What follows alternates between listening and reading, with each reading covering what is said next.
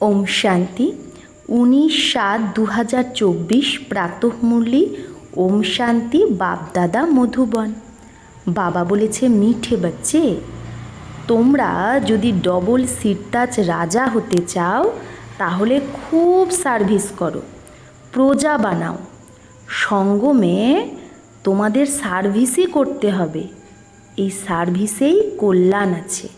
তাহলে যদি আমরা ডবল সিরতাজ রাজা হতে চাই তাহলে খুব সার্ভিস করতে হবে, প্রজা বানাতে হবে। সঙ্গমে আমাদের সার্ভিস করতে হবে, এতেই আমাদের কল্যাণ। প্রশ্ন, পুরানো দুনিয়ার বিনাশের আগে প্রত্যেককে কোন শৃঙ্গার করতে হবে? উত্তর, তোমরা বাচ্চারা যোগ বলের দ্বারা নিজের শৃঙ্গার করো।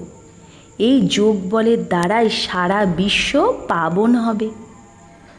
তোমাদের এখন বানপ্রস্থে যেতে হবে, তাই এই শরীরকে শৃঙ্গার করারও দরকার নেই। এই শরীর তো ওয়ার্থ নট আ পেনি, মানে 1 পয়সার মূল্য নেই এই শরীরে। তাই এই শরীর থেকে মমত্ব দূর করো। বিনাশের আগে বাবার সমান রেহেমদিল হয়ে নিজের আর অন্যের শৃঙ্গার করো, মানে আত্মাকে সাজাও আর অন্য আত্মাকেও তুমি জ্ঞান গুণে সাজাও।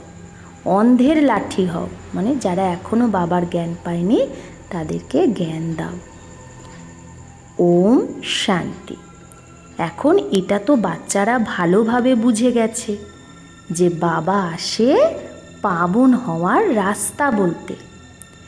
তাকে ডাকা হয় এই একটা কথার জন্যই।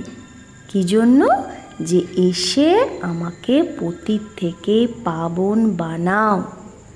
কারণ পাবন দুনিয়া পাস্ট হয়ে গেছে, এখন এটা পতিত দুনিয়া। পাবন দুনিয়া কবে পাস্ট হয়েছে? কত সময় হলো পাবন দুনিয়া পাস্ট হওয়ার?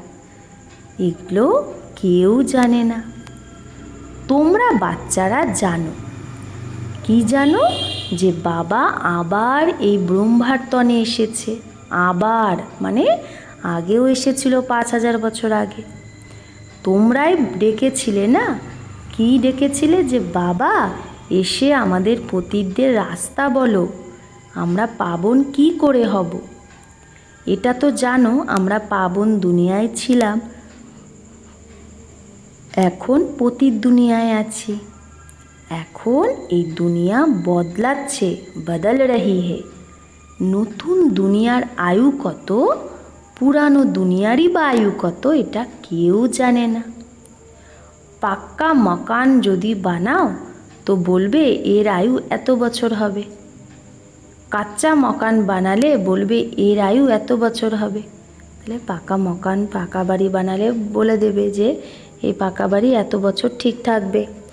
তো কাঁচা বাড়ি, মাটির বাড়ি বানালেও বলবে যে এই বাড়ি এত বছর আয়ু ঠিক থাকবে। বুঝতে পারে যে এটা কত বছর চলতে পারে। মানুষরা এটাও জানে না যে এই যে সারা দুনিয়া, এটার আয়ু কত। তো নিশ্চয় বাবাকেই এসে বলতে হয়। বাবা বলে, বাচ্চা এখন এই পুরানো পতিত দুনিয়া সম্পূর্ণ হচ্ছে, পুরি হনি হে। নতুন পাবন দুনিয়া স্থাপন হচ্ছে।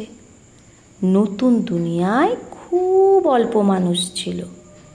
নতুন দুনিয়া সত্যযুগকে বলে, যাকে সুখধাম বলে। আর এটা তো হলো দুঃখধাম।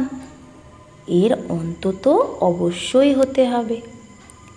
তারপরে আবার সুখধামের হিস্ট্রি রিপিট হবে। সবাইকে এটা বোঝাতে হবে। বাবা ডাইরেকশন দেয়, নিজেকে আত্মা ভেবে বাবাকে ইয়াদ করো আর অন্যকেও এই রাস্তা বলো। লৌকিক বাবাকে তো সবাই জানে, কিন্তু পারলৌকিক বাবাকে তো কেউ জানে না। সর্বব্যাপী বলে দেয়। কচ্ছ মৎস্য অবতার বা 84 লাখ জনিতে নিয়ে চলে গেছে বাবাকে। দুনিয়ায় কেউ বাবাকে জানেই না। বাবাকে জানলে তবে তো বুঝবে যদি পাথর ঠিকর এগুলোর মধ্যেই থাকে তাহলে তো তার বর্ষার কোনো ব্যাপারই নেই সম্পত্তি। দেবতাদেরও পূজা করে, কিন্তু তাদেরও অকুপেশন জানে না, একদমই এই কথাগুলো থেকে আনজান মানে অজ্ঞান। তো প্রথম মূল কথা বোঝানো উচিত। শুধু চিত্রের দ্বারা কেউ বুঝতে পারবে না। মানুষ বেচারারা না বাবাকে জানে না রচনাকে জানে, যে শুরু থেকে এই রচনা কিভাবে রচা হয়েছে, দেবতাদের রাজ্য কবে ছিল, যাদের পূজা করা হয় কিচ্ছু জানে না। ভাবে লাখ লাখ বছর সূর্যবংশী রাজধানী চলেছে, তারপরে চন্দ্রবংশী আবার লাখ বছর চলেছে, তাহলে এগুলোকে বলা হয় অজ্ঞান। এখন তোমাদের বাচ্চাদের বাবা বোঝায়, তোমরা আবার রিপিট করো। বাবাও রিপিট করে না, এই রকম বোঝাও। বাবা কি বলে, এইরকমভাবে বোঝাও, প্যাগাম দাও, বাবার পরিচয় দাও, না হলে রাজধানী কিভাবে স্থাপন হবে। এখানে बैठ जाने से नहीं होगा। তাই বাবা বলছে এরকম না যে মধুবনে থেকে যাবে। হ্যাঁ, ঘরে बैठने वाले भी चाहिए। হ্যাঁ, মধুবনে থাকার মতো কেউ চাই, আবার সবাই তো মধুবনে থেকে গেলে হবে না, সেটা তো। তাই বাবা বলছে যারা আছে মধুবন ঘরে ড্রামা অনুসারে আছে, যজ্ঞকে সামলানোর জন্য তো চাই। বাবার কাছে কত বাচ্চা আসে বাবার সাথে মিলন মানানোর জন্য, কারণ শিব বাবার থেকেই তো সম্পত্তি নিতে হবে। লৌকিক বাবার কাছে বাচ্চা আসলে তো ঝট করে বুঝে যায়। বাচ্চা কি বোঝে, যে আমি বাবার সম্পত্তি আমি নেব। বাচ্চি তো যাকার হাফ পার্টনার বানতি হে। হ্যাঁ, ছেলে তো বোঝে, জানে যে আমি বাবার সম্পত্তি পাবো। আর যে মেয়ে, সে তো আবার বিয়ে হয়ে যায় তো তার স্বামীর হাফ পার্টনার হয়। সত্য যুগে কখনো মিল্কিয়াত আদি মানে সম্পত্তির ওপর ঝগড়া হয় না। এখানে তো ঝগড়া হয় কাম বিকারের ওপর। সত্য যুগে তো 5 ভূতই থাকে না, তাই দুঃখের নাম নিশানও নেই, সবাই নষ্ট মহা হয়। এটা তো বোঝে যে স্বর্গ ছিল, যেটা পাস্ট হয়ে গেছে। তাই এটা সবাই জানে যে স্বর্গ ছিল, যেটা পাস্ট হয়ে গেছে। চিত্রও আছে, কিন্তু এই খেয়াল শুধু আমাদের বাচ্চাদেরই এখন আসে। তোমরা জানো এই চক্র প্রত্যেক 5000 বছর পর পর হুবহু রিপিট হয়। শাস্ত্রে এটা লেখা নেই যে সূর্যবংশী চন্দ্রবংশী ডিনাইস্টি 2500 বছর চলে। খবরের কাগজে পড়েছিল যে বড়োদার রাজভবনে রামায়ণ শুনছে। कुछ भी आफते आती है तो मनुष्य भक्ति में लग जाते हैं।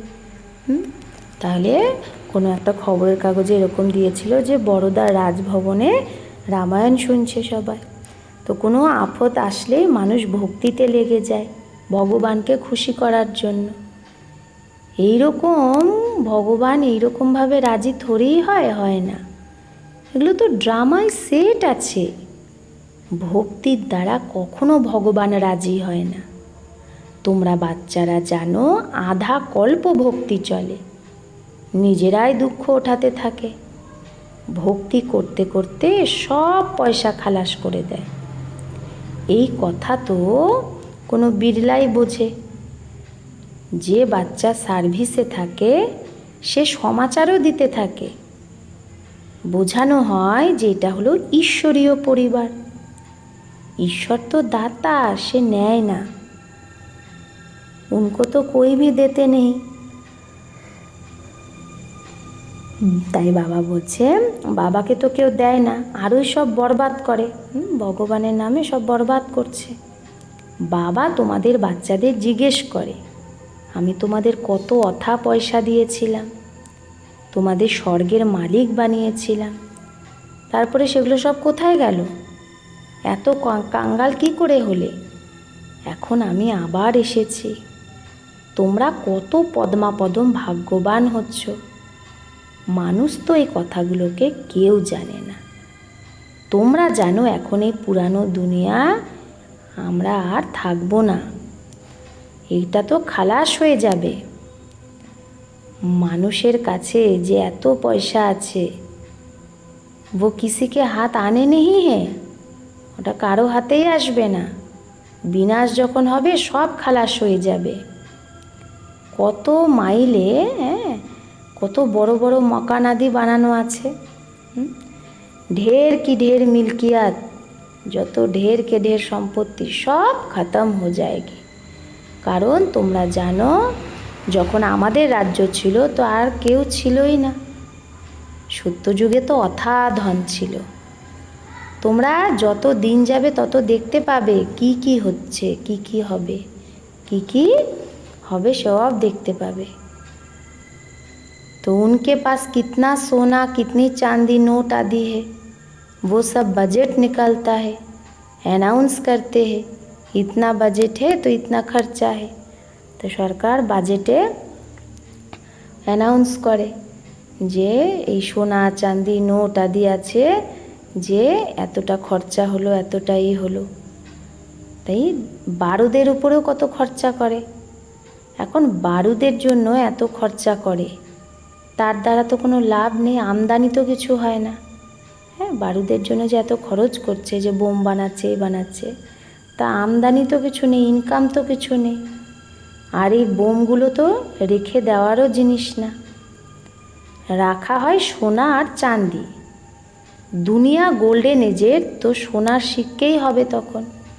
তাহলে গোল্ডেন এজের সত্যযুগে কিসের শিক্ষা হবে? সোনার শিক্ষা। সিলভার এজে চাঁদি, সেখানে তো অপার ধন থাকে। তারপর কম হতে হতে দেখো এখন কি অবস্থা হয়ে গেছে, কাগজের নোট। সত্যযুগে বাবা বললো সোনার শিক্ষা থাকবে, ত্রেতা যুগে চাঁদি, তারপরে ধীরে ধীরে এখন কাগজের নোট। বিদেশেও কাগজেরই বেরোয় নোট। কাগজ তো কাজের কোনো জিনিস না, বাকি আর কি থাকবে? এই বড় বড় বিল্ডিং আদি সব খতম হয়ে যাবে। তাই বাবা বলে মিঠে মিঠে বাচ্চে, এই যা কিছু দেখছো এরকমই ভাবো যেগুলো কিচ্ছু নেই, এগুলো তো সব খালাস হয়ে যাবে। শরীরটাও পুরানো, ওয়ার্থ নটা পেনি, কোনো মূল্য নেই। ভালে যে যতই সুন্দর হোক, এই দুনিয়া তো বাকি অল্প সময় আছে, কিছু ঠিকানা থরেই আছে এই দুনিয়ার। বসে বসে মানুষের কি হয়ে যায়? হার্ট ফেল হয়ে যায়। মানুষের কোনো ভরসা নেই। সত্যযুগে থরেই এরকম হবে, সেখানে তো কায়া কল্পতরু সমান হবে যোগ বলের দ্বারা। এখন তোমরা বাচ্চারা বাবাকে পেয়েছো, বাবা বলছে এই দুনিয়ায় তোমাদের আর থাকতে হবে না, এটা ছি ছি দুনিয়া। এখন তো যোগ বলের দ্বারা নিজেকে সাজাও। সত্যযুগে তো বাচ্চাও যোগ বলের দ্বারাই হবে, বিকারের বাতই সেখানে নেই। যোগ বলের দ্বারা তোমরা সারা বিশ্বকে পাবন বানাও, তো বাকি সন্তান হওয়া যোগ বলের দ্বারা এটা কি বড় ব্যাপার? এই কথাগুলোকে সেই বুঝবে যে দেবতা ঘরানার হবে। বাকি তো সবাইকে শান্তিধামেই যেতে হবে, সেটা তো হলো আত্মার ঘর। কিন্তু মানুষ ওটাকে ঘর ভাবে না। তারা তো বলে এক আত্মা যায় আর এক আত্মা আসতে থাকে, সৃষ্টি বৃদ্ধিকে পেতে থাকে। তো রচয়িতা রচনাকে তোমরা জানো, এই জন্য চেষ্টা করো অন্যকেও বোঝানোর। এটা বুঝে বাবার স্টুডেন্ট যেন হয়ে যায়, সব কিছু জেনে যায়, খুশিতে যেন চলে আসে। আমরা তো এখন অমর লোকে যাব, আধা কল্প তো মিথ্যা কথাই শুনেছি, এখন তো খুব খুশি হওয়া উচিত। অমর লোকে আমরা যাব, এই মৃত্যু লোকের এখন অন্ত। এই আমরা খুশির খাজানা এখান থেকেই ভরে যাব, মানে সঙ্গমে আমরা খুশির খাজানা ভরে সত্যযুগে যাব।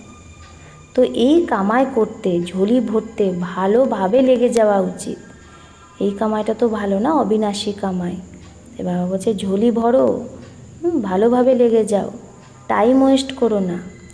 ব্যাস, এখন তো আমাদের অন্যেরও সার্ভিস করতে হবে, ঝোলি ভরতে হবে। বাবা শেখায় রেহেম দিল কী করে হবে, অন্ধের লাঠি হও। তো এই প্রশ্ন তো কোনো সন্ন্যাসী বিদ্যানাদি জিজ্ঞেস করতে পারে না। হ্যাঁ, তারা কি জানে স্বর্গ কোথায় আর নরক কোথায়? বা যত বড় বড় পজিশনেরই ব্যক্তি হোক, হ্যাঁ, এরোপ্লেনের কমান্ডার চিফ হোক, কমান্ডার চিফ লড়াইয়ের হয়, স্টিমারের হয়, কিন্তু তোমাদের সামনে এরা কি? তোমরা জানো বাকি আর অল্প সময়। স্বর্গ তো কেউ জানেই না স্বর্গকে। তো বাবা বলছে এই সময় তো সব দিকে মারামারি চলছে, তারপরে কি হবে? এই এরোপ্লেন, লস্কর আদি এগুলোর কিচ্ছু ওদের দরকার হবে না, এগুলো সব খালাস হয়ে যাবে, বাকি অল্প মানুষ থাকবে। এই লাইট, এরোপ্লেন আদি থাকবে, কিন্তু দুনিয়া কত ছোট হবে, শুধু ভারতই থাকবে। মানে সব চেঞ্জ হবে। এরোপ্লেন যেটা পুষ্প বিমান হবে, বাত্তিয়া যেটা লাইট, হীরা এমনভাবে, হ্যাঁ, হীরা চারিদিকে থাকবে, তো হীরা থেকেই 24টা লাইট বেরোবে, এরকম না ওখানে রড লাইট থাকবে। তো যেরকম মডেল ছোট বানায় না, তো সেরকম তখন ছোট দুনিয়ায় হবে, কারণ শুধু ভারতই থাকবে। আর কারো বুদ্ধিতেই আসে না যে মৃত্যু কি করে আসবে। তোমরা তো জানো মৃত্যু সামনে দাঁড়িয়ে আছে, তারা বলে আমরা এখানে বসে বোম ছাড়ব, যেখানে বোম পড়বে সব খতম হয়ে যাবে, কোনো লস্কর আদির দরকার নেই। এক এক এরোপ্লেনও কারোরও খরচা খা যাতা, এক একটা এরোপ্লেনও কোটি কোটি টাকা খরচা লাগে এক একটা এরোপ্লেনের জন্য। তো সোনা, কত সোনা সবার কাছে থাকে, টনসকে টনস সোনা হে, বা হচ্ছে টনের ওপর টন সোনা আছে, সেগুলো সোনা সব সমুদ্রে চলে যাবে। এটা সারা রাবণ রাজ্য এক আইল্যান্ড, সারা রাবণ রাজ্য কি একটা আইল্যান্ড দ্বীপ, অগুন্তি মানুষ এখানে। তোমরা সবাই নিজের রাজ্য স্থাপন করছো, তো সার্ভিসে বিজি থাকা উচিত। কোথাও বন্যা আদি হয় তো দেখো কীরকম বিজি হয়ে যায়, সবাইকে খাবার দাবার পৌঁছানোর জন্য সার্ভিসে লেগে যায়। তো যেখানে জল আসে যখন, তখন প্রথম থেকেই সেইখানে দৌড়াতে শুরু করে সবাই। তো বিচার করো সব কিছু কীভাবে খতম হয়ে যাবে। সৃষ্টির অলরাউন্ড সাগর এটা, বিনাশ হবে তখন তো জলময় হয়ে যাবে, পানি হি পানি, জলই জল। বুদ্ধিমে থাকে আমাদের রাজ্য ছিল, তো এই বোম্বে করাচি আদি তখন ছিল না, যখন সত্যযুগ ছিল বোম্বে করাচি এগুলো ছিল না। ভারত কতটা ছোট জায়গা হয়ে থাকবে, তাও মিষ্টি নদীর ওপর, সেখানে কুয়া আদির দরকার হবে না, সেখানে জল খুব স্বচ্ছ থাকবে, খাওয়ার জল। নদীর ওপর তো খেলপাল করে, তো সেখানে নোংরার কোনো ব্যাপারই নেই, কারণ নামই হলো স্বর্গ, অমূল্য। নাম শুনেই তো মনে হয় তাড়াতাড়ি বাবার থেকে পুরো পড়ে বর্ষা নিয়ে নিই, পড়বো আর অন্যকেও পড়াবো, সবাইকে পরিচয় দাও। কল্প আগে যে বর্ষা নিয়েছিল সে ঠিক নিয়ে নেবে, পুরুষার্থ করতে থাকে, কারণ বেচারারা বাবাকে জানে না। বাবা বলে পবিত্র হও, জিনকেও হাতেলি পার বহিস মিলেগা, তাহলে যে হাতে স্বর্গ পাচ্ছে সে কেন পবিত্র থাকবে না? বলো আমি কেন এক জন্মের জন্য পবিত্র হব না, যখন কি আমি বিশ্বের বাদশাহী পাবো পবিত্র থাকলে। ভগবানুবাজ, তুমি এই অন্তিম জন্মে পবিত্র হও, তাহলেই পবিত্র দুনিয়ার মালিক হবে 21 জন্মের জন্য। শুধু এই একটা জন্ম আমার শ্রীমতে চলো। রক্ষাবন্ধনও এরই নিশানি, পবিত্রতার। তো কেন না আমরা পবিত্র থাকতে পারবো না? বেহদের বাবা গ্যারেন্টি করে, বাবা ভারতকে স্বর্গের বর্ষা দিয়েছিল, যাকে সুখধাম বলে। অপার সুখ ছিল। আর এটা তো হলো দুগ্ধাম। এইরকম একজন কোনো বড় ব্যক্তিকে তোমরা এইভাবে বোঝাও তো সবাই শুনতে থাকবে। যোগে থেকে বলো তো সবাই টাইম আদিই ভুলে যাবে, আরও শুনতে ইচ্ছা করবে ওদের। কেউ কিচ্ছু বলবে না সময় নিয়ে। তো 15-20 মিনিটের বদলে তোমরা 1 ঘন্টাও তারা শুনতে থাকে, যদি যোগ বলের দ্বারা বলা, যোগের থেকে ভাষণ দেওয়া যায়। কিন্তু সেই শক্তি চাই, তাকাত চাই যোগ বলে। দেহ অভিমান থাকা উচিত না। এখানে তো সার্ভিস করতে হবে, তবেই কল্যাণ হবে। রাজা যদি হতে চাও তাহলে প্রজা কোথায় বানিয়েছ? এমনি বাপ বা থরি মাথার উপর পাগ রাখ দেंगे, মানে মুকুট রেখে দেবে। প্রজা ডবল সিরতাজ হয় কি? তোমাদের এম অবজেক্টই হলো ডবল সিরতাজ হওয়া, মানে রাজা। বাবা তো বাচ্চাদের হুল্লাস দিলায়। জন্ম জন্মান্তরের পাপ মাথায় আছে, সেটা যোগ বলের দ্বারাই কাটে। বাকি এই জন্মে কে কি করেছো সেগুলো তো সব তোমরা বোঝো না। পাপ কাটানোর জন্য যোগ আদি শেখানো হয়। বাকি এই জন্মের তো কোনো ব্যাপারই নেই। তমপ্রধান থেকে শতপ্রধান হওয়ার যুক্তি বাবা বসে বলে। বাকি কৃপা আদি তো গিয়ে সাধুও সে মাঙ্গো। বাবা বলছে বাবা তো আমাদের তমপ্রধান থেকে শতপ্রধান হওয়ার যুক্তি বলে। বাকি কৃপা আদি সেগুলো সাধুর কাছে চাও। বাবা কোনো কৃপা করে না। বাবা যে আমাদের শ্রীমত দিচ্ছে, পড়াচ্ছে, এটাই বাবার কৃপা। अच्छा, मीठे मीठे सिकिलधे बच्चों प्रति माता पिता बाप दादा का याद प्यार और गुड मॉर्निंग। रूहानी बाप की रूहानी बच्चों को नमस्ते। हम रूहानी बच्चों की रूहानी माता पिता बाप दादा को याद प्यार गुड मॉर्निंग और नमस्ते नमस्ते नमस्ते। शुक्रिया बाबा, आपको लाख लाख शुक्रिया। धारणा 1। অমরলোকে যাওয়ার জন্য সঙ্গমে খুশির খাজানা ভরতে হবে। টাইম ওয়েস্ট করা যাবে না। নিজের ঝোলি ভরে রেহেম দিল হয়ে অন্ধের লাঠি হতে হবে। 2। হাতে বহিস্থ, নিজের হাতে যদি স্বর্গের গিফট চাই তার জন্য পবিত্র অবশ্যই হতে হবে।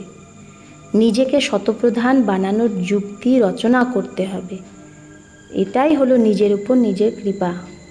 তাহলে নিজেকে শতপ্রধান বানানোর যুক্তি রয়েছে, নিজের ওপর নিজেই কৃপা করতে হবে, যোগ বল জমা করতে হবে।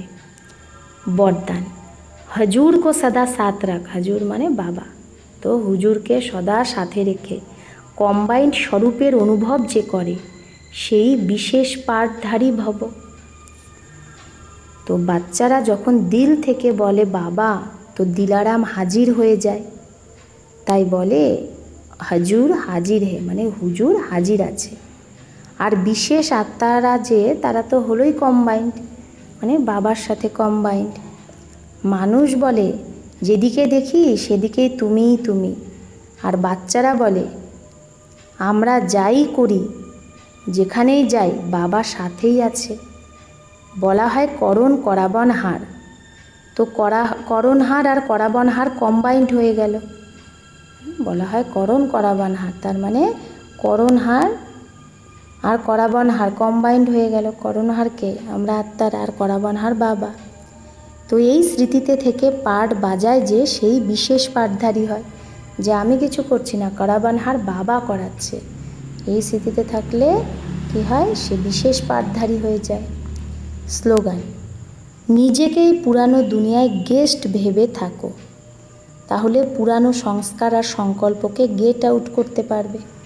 তো নিজেকে এই পুরানো দুনিয়ায় যদি আমরা গেস্ট ভেবে থাকি, অতিথি এসেছি, তো পুরানো সংস্কার আর সংকল্পের গেট আউট করতে পারবো। পুরানো যে সংস্কার সেটাও গেট আউট হয়ে যাবে, আর পুরানো যে সংকল্প সেটাও গেট আউট হবে। কখন? যখন নিজেকে এই পুরানো দুনিয়ায় গেস্ট ভাববো, যে আমি তো অবতরিত আত্মা, আমার আসল বাড়ি তো পরমধাম। এরকম গেস্ট যদি এখানকার ভাবি, তাহলে আমাদের পুরানো সংস্কার আর সংকল্পকে আমরা গেট আউট করতে পারবো। আচ্ছা, ওম শান্তি।